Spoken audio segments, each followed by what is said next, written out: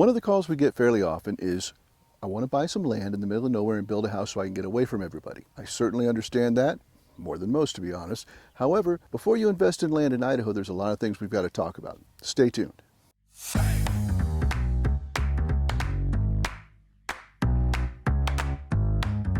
So, you want to buy land in Idaho. Love that. Now, here's some of the due diligence you have to perform. First thing you want to talk about when you're looking at dirt in Idaho, or anywhere else for that matter, is the topography of the piece of dirt you're looking at. Is it flat and usable, or is it very hilly? With hilly property, you're going to need a lot more engineering to make a suitable building site. Is it restricted by how many buildings you can put on it? Is there water flowing through it, or does it have what's called a periodic stream, meaning in the wintertime when the snow is melting, you have water running through it? That matters because it matters where you can place your septic, matters where you can put your well. These are all the things we want to look at. You know, speaking of winter, who maintains the road? Is there access to it? All of these things we're going to dive into, all right? So we've talked about looking at the topography, where the water goes, is there water on it? These are all important things because it affects your rights and it affects the rights of others as well. Second thing I want to talk about, utilities. If you're going to pull utilities in, how far away are they? If they're power, if you're in a fairly developed area, like say you're on the outskirts of town, there's probably a power pole not too far away, and then you need to find out, is it an aerial pole where you're putting poles in, or is it something you're going to bury in the ground and pull out?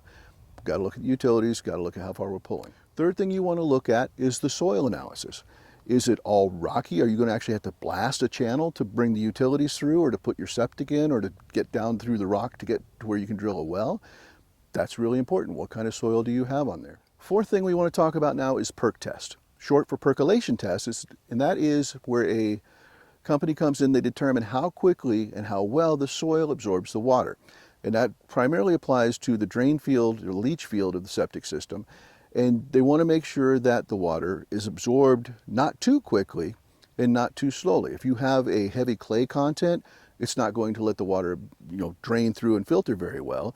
Whereas if you have super porous soil, it may go through, it may drain the water so quickly that it doesn't have any filter aspect to it, and it goes straight into the groundwater, and they're not going to give you a permit for that. So you need to make sure that the property perks well. And most of the lots come with a perk test already done that we've, especially if you're closer to town, if you're way outside, you're going into forest areas and things like that, you're probably going to have to do that yourself. But it's part of our due diligence, and you have to know the answer to that before you pull the trigger and finally close on the property, because the last thing you want to do is buy a piece of dirt, think you're building your dream home, and then find out you can't put any septic system on it, you can't pull any city utilities that far, and then it's basically not usable for what you thought you were going to use it in. Fifth topic I want to talk about, wells. If you're far out in the country, or even if not even that far out, you have to start drilling wells even within city limits sometimes, depending on how far the city infrastructure is. But wells, there's a lot to talk about with wells. Fortunately, Idaho has a fantastic, the water management system. They keep great records. You can actually go, there's the Water Resources Board has a website you can go to with well data. So if there are any wells close to the property you're buying, you can get some semblance of what you should expect as far as production, how much water is coming out of it, where the water table lies, where the static one is, where they first hit water, what type of soils they went down through as they were drilling. And wells aren't cheap. Let's be really honest about this. When you're building out there, if you got to go drill 300-400 feet, you're going to be getting close to $50,000 before you're all said and done. If it's a 300 or 200 foot drill, maybe on the short side of 30. And these are big numbers, and there are certain scenarios where it would be less. But you want to find out, and where your well goes really matters too, because you can't have a septic system within 100 feet of the well. So when you're buying the dirt, you got to look at three things. Is it buildable? Four things actually. Buildable, where can you put the home or whatever structures you're building? Where's the well going to go? Where's the septic going to go? And where are all the setbacks? So you make sure that all the pieces meet the requirements for the county or city or whatever the governing board is that's zoning that, to make sure that you can build the house you want where you want, with the aspect looking out. Like say you've got a view lot, you want to make sure that your house is facing west or east, depending on if you like sunrise or sunset. Where the well goes, where the septic tank goes, and where the setback requirements are, they're all going to have an effect on that. With the well, you want to figure out what the production is, how much water can you get out of it, is it going to suit your needs? If you're doing a piece of dirt where you're going to have agriculture or raising cattle or some type of stock, do your water rights give you enough water to take care of everything you want to do? Does it support the animals? Does it support the agriculture interest you're doing? Does it support what you want to do with the property? All things we got to look at. Another thing we want to look at, it's a 6th point today, is zoning of adjacent properties. So you want to make sure that if your zone's, rural agriculture or rural estate, or there's a bunch of different rural zonings, you want to make sure you're not sitting next to somebody who's zoned industrial or manufacturing or something. If you're buying to get away from everybody and everything, you want to make sure that all the adjacent properties have the same zoning, so if you're looking for quiet, everybody else should be quiet too. Fair warning, there are partiers that buy big pieces of dirt and they go out there and they get their wahoo on a Saturday night and make lots of noise, so there's no total escape from everything. But we're just talking about built-in issues that you could avoid. So check the zoning of the adjacent properties before you pull the trigger to make sure that it suits what you're trying to do. Number 7 on the list, setbacks. Setbacks is how far a structure has to be from the edges of the property. Typically your setbacks on the front of the property and the back of the property are the deepest. And in most true rural settings, it's between 30 and 50 feet, although I was looking at a piece of dirt in Oregon outside Bend, it was last month. It was in a forest area, and they were requiring 100-foot setbacks in all directions because they definitely wanted to keep that dispersed field, so even if you had if everybody had cabins, they weren't all built up on top of each other. But that's Oregon, not Idaho. Idaho, typically on the rural side, you're looking at 30 to 50 foot front and back, and I would say a minimum of 10 feet, but usually like 20 feet, 15 to 20 feet on the sides, just because, like say you have a structure with a big snow roof and your snow slides off and you're only 5 feet or 6 feet away from the side, and all of your snow dumps off onto your next door neighbor's adjacent property. What if he has something growing there? What if he's got a structure there and you've dumped a whole ton of snow on him? Something. That's why they want you set that much further back.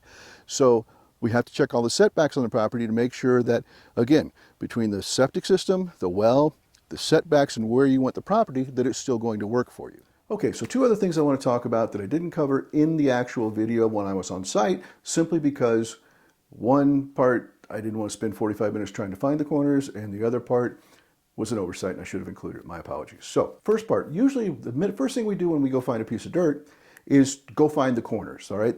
If it's properly marked, had a professional survey done on it, you should be able to find the corners. There should be a rebar stake or something similar in the property, on the 4 corners of the property. And you'll also, if they've done a great job with the survey crew, you'll find flags along the borders of the property so you can easily see where it starts and stops. But at a bare minimum, you want to find the corners and walk them off just so you know where the actual, or at least to a close proximity, where the lines of the property are. Number 2, I want to talk about easements. We're talking about setbacks, but I want to talk about easements because with properties, sometimes there are easements built into them. It could be a utility. It could be the utilities typically tend to be closer to the city. If you're way out in the country or out in the forest, you're probably not going to have a utility easement in there. But we also want to look at, it could be a prescriptive easement, meaning somebody's just decided to cut across your property and they've been doing it so long they got their own path or road cut through it. It's not recorded anywhere. It's not a formal deed, but through adverse possession, they can actually take that easement and make it stick.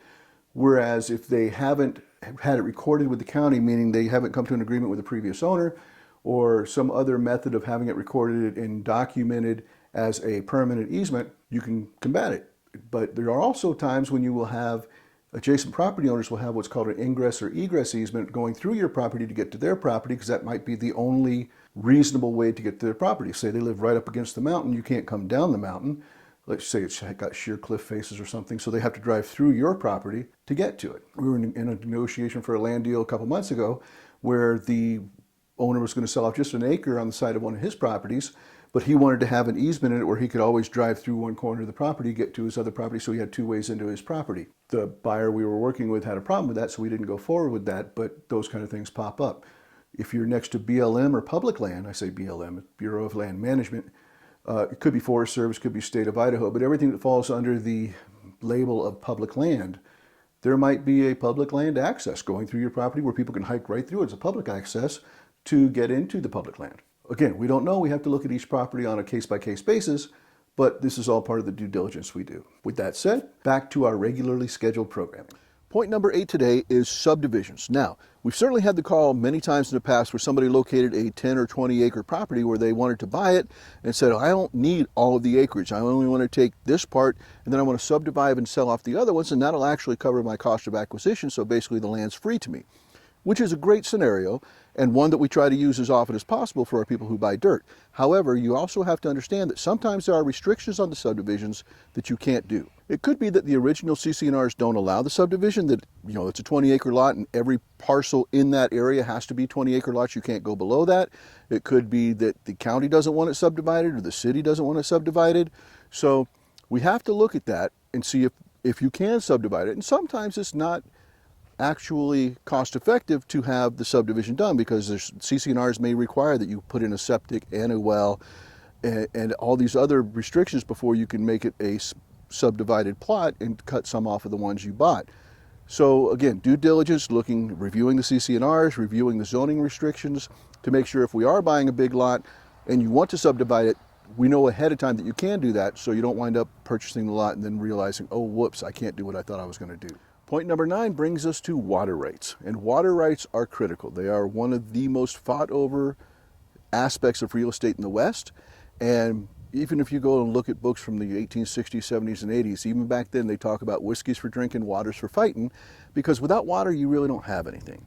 You don't have crops, you don't have your agriculture, you don't have your cattle taken care of, your horses, whatever you might be raising.